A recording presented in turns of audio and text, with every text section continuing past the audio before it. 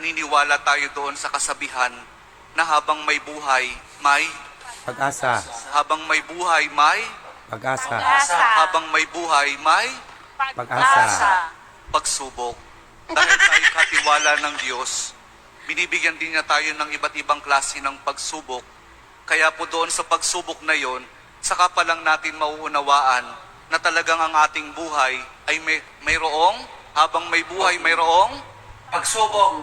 habang may buhay may Pagsubok. Pagsubok. pagbangon.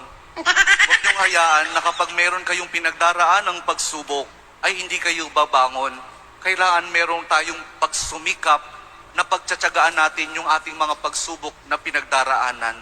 At kapag mayroong pagsubok at mayroong pagbangon, saka pa lang natin mauunawaan na talagang ang ating buhay, na habang may buhay, may Pagbangon. habang may buhay, may Pagbangon. pag-ibig. Ang pag-ibig na nagmumula kay Jesus lamang sa ating mahal na pong Jesus Nazareno. Dahil doon, kapag naunawaan natin itong mga bagay na ito, na habang may buhay, may pagsubok, may pagbangon at may pag-ibig na nagmumula lamang kay Jesus, saka pa lang natin mauunawaan at matatanggap na talagang habang may buhay, may